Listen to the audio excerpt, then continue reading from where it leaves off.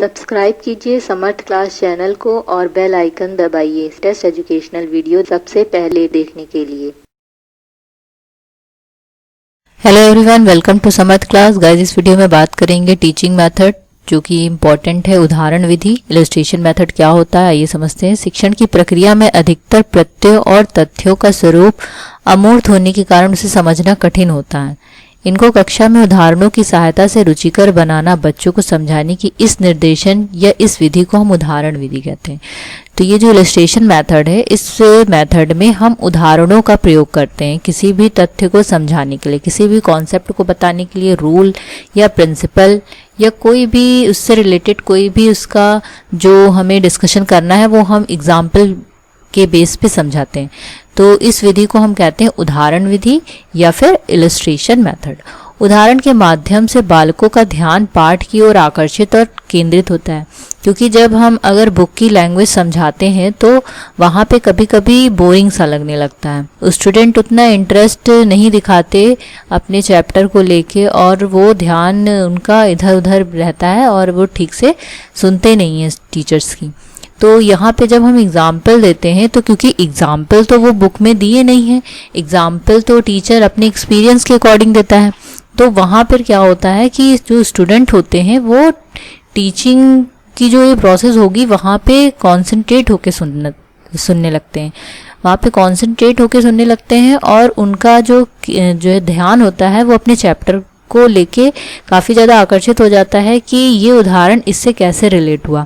तो ये उदाहरण विधि के द्वारा हम क्या कर सकते हैं, बच्चों को आकर्षित कर सकते हैं उस चैप्टर को लेके और उनका ध्यान एकाग्रचित रहेगा तो वो अपने चैप्टर को अच्छे से समझेंगे और उनको जो नॉलेज मिलेगी वो काफ़ी अच्छी मिलेगी। इनमें जिज्ञासा और रुचि विकसित की जा सकती है। जब उदाहरण आप देंगे, क्योंकि वो उदाहरण उन बच्चों को पता नहीं है, तो उनमें एक जिज्ञासा, क्यूरियोसिटी भी बढ़नी रहेगी कि आगे क्या होगा और इस एग्जाम्पल का रिलेशन इस चैप्टर से कैसे है। तो ये इंटरेस्टिंग भी होगा और क्यूरियोसिटी भी डेवलप होगी।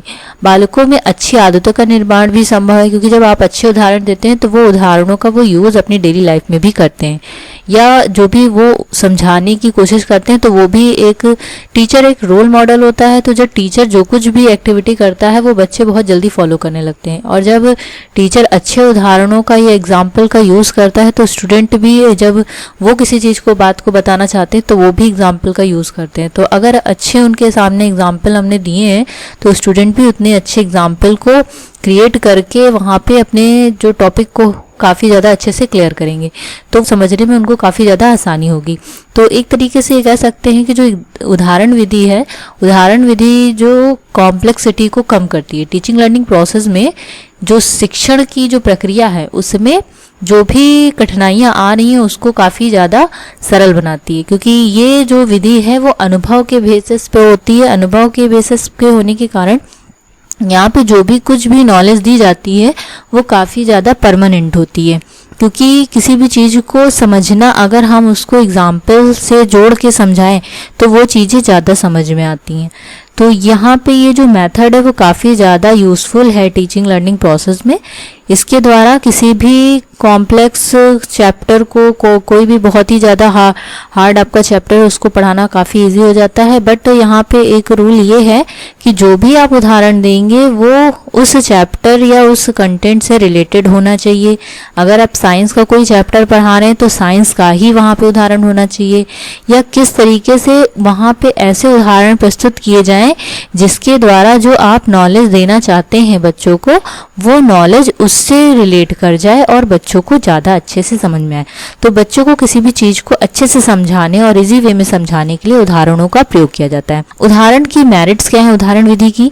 उदाहरण सभी विषयों के लिए उपयोगी है, चाहे वो कोई भी विषय हो, कोई भी सब्जेक्ट हो, इंग्लिश, हिंदी, मैथ, साइंस, हर जगह इस एग्जाम्पल का यूज़ किया जाता है। उदाहरण स्टूडेंट की विचारधारा और कल्पना को जागृत करते हैं। तो यहाँ पे कल्पना शक्ति भी बढ़ती है और विचारधारा उनकी और बढ़ती है, क्योंकि वो जानने की ज़्यादा उनकी इच्छा होती है। विद्यार्थियों की मानसिक विकास के लिए भी सहायक होती है, क्योंकि जब वो उदाहरण समझते हैं तो वो उनका मेंटल लेवल भी बढ़ता है। उदाहरण कथन को सजीव बनाते हैं और साधारण भी बनाते हैं। जो उदाहरण है, जब आप एग्जाम्पल देते हो, क्योंकि जो आप एग्जाम्पल दे रहे हो वो आपके सामने नहीं है, लेकिन जब आप उसको बताते हो तो वहाँ पे सजीव बनाते हैं, उसको रियल फील कराते हैं। वहाँ पे विषय की कठिनाइयों को दूर करते हैं, क्योंकि जहाँ भी कठिन चीज़ें आ रही हैं वहाँ पे अगर एग्जाम्पल को जोड़ दिया तो वो चीज़ें इजी हो जाएंगी और समझने में आसान हो जाएंगी। विषय सरल और बोधगम्य बनाते हैं, क्योंकि अगर एग्जाम्पल आप इजी लैंग्वेज में और अपने एक्सपीरियंस के थ्रू दे रहे हैं तो वहाँ पे समझना बहुत आसान हो जाता है। उदाहरण से विषय स्पष्ट हो जाता है। उदाहरण का प्रयोग भी एक कला है, क्योंकि यहाँ पे जब हम एग्जाम्पल यूज़ करते हैं तो एग्जाम्पल यूज़ करने में भी एक आर्ट है, क्योंकि अगर आपने कंटेंट आपका कुछ और पढ़ा रहे हैं और वहाँ पे अगर आपने एग्जाम्पल कुछ और दे दिया तो वो आपकी टीचिंग एकदम इफेक्टिव नहीं होगी, वो बेकार टीचिंग होगी उस जगह पे, क्योंकि आप पढ़ा कुछ और रहे थे और टॉपिक आपने जो लिया उससे रिलेट करके कोई भी एग्जाम्पल नहीं क्रिएट की। तो एग्जाम्पल हमेशा उस टॉपिक से रिलेटेड होना चाहिए। इसी वजह से इसको हमने एक कला भी बोली है, क्योंकि हर कोई एक एग्जाम्पल का यूज़ करके या एग्जाम्पल मेथड का यूज़ करके टीचिंग नहीं कर सकता। अब ये मेथड में एग्जाम्पल किस टाइप के हो सकते हैं? वर्बल भी हो सकते हैं और नॉन वर्बल भी हो सकते हैं। वर्बल जो हम बता के एक्सपीरियंस के थ्रू या किसी चीज़ से रिलेट करके हम उनको बताएं, वो वर्बल में आएंगे। नॉन वर्बल में डिमॉन्स्ट्रेशन के थ्रू, कि किसी भी चीज़ को हम डिमॉन्स्ट्रेट कर दें और उसके थ्रू हम आगे उसको कंटिन्यू करें। तो यहाँ पे की मेरिट्स थी, साथ ही जब मेरिट्स हैं तो कुछ डिमेरिट्स भी होंगी। तो यहाँ पे उदाहरण विधि की कुछ डिमेरिट्स हैं। उदाहरण विधि बड़ी कक्षाओं के लिए उपयोगी नहीं है, क्योंकि वहाँ पे हर एक छोटी छोटी बात पे उदाहरण देना उतना अच्छा नहीं होता, क्योंकि अगर हर जगह पे हम एग्जाम्पल का ही यूज़ करा दें तो वहाँ पे जो टीचिंग है वो इफेक्टिव नहीं होगी, क्योंकि कोर्स वहाँ बहुत लेंथी है और हर समय एग्जाम्पल के थ्रू पढ़ाना पॉसिबल नहीं होगा। उदाहरण प्रयोग करने में विषय वस्तु कमजोर हो जाती है। कभी कभी क्या होता है, एग्जाम्पल काफ़ी लंबी हो जाते हैं तो जो आपका कंटेंट था, जो आपका टॉपिक था, वो थोड़ा सा वीक हो जाता है और आप पूरा का पूरा कंसंट्रेशन आपके सिर्फ एग्जाम्पल पे ही होता है। तो ये कभी कभी विषय वस्तु को कमजोर भी बना देता है। उदाहरण विषय को कठिन भी बना सकते हैं, क्योंकि अगर आपने एग्जाम्पल उससे रिलेट करके जो दिया है वो ईजी नहीं है तो उस चैप्टर को और कॉम्प्लेक्सिटी को बढ़ा देगा। उदाहरण बताने के लिए अनुभवी शिक्षकों की आवश्यकता है, क्योंकि अगर टीचर अनुभवी नहीं है, उसको कमांड नहीं है एग्जाम्पल देने की कि वो एग्जाम्पल किस जगह पे उसको देना चाहिए, कहाँ पे सुटेबल है उस एग्जाम्पल का देना, तो अगर वो अनुभवी शिक्षक नहीं है तो वो चीज़ें वहाँ पे सारी चीज़ें बेकार हो जाएंगी और टीचिंग आपकी इफेक्टिव नहीं होगी, बच्चों को इंटरेस्ट नहीं होगा और वो आपसे पढ़ना नहीं चाहेंगे, वो टीचर से पढ़ना नहीं चाहेंगे। उदाहरण स्पष्ट होते हैं, विषय स्पष्ट नहीं होते। अगर कभी कभी क्या होता है कि हम एग्जाम्पल को इतना ज़्यादा क्लियर और अच्छे तरीके से बता देते हैं कि हम विषय को भूल जाते हैं कि उसको क्या बताना था। तो कभी कभी एग्जाम्पल तो स्पष्ट हो जाते हैं लेकिन विषय स्पष्ट नहीं हो पाते। अब उदाहरण विधि का प्रयोग करते समय कौन कौन सी बातें ध्यान में रखनी चाहिए किसी टीचर को, तो वो कुछ पॉइंट्स हैं।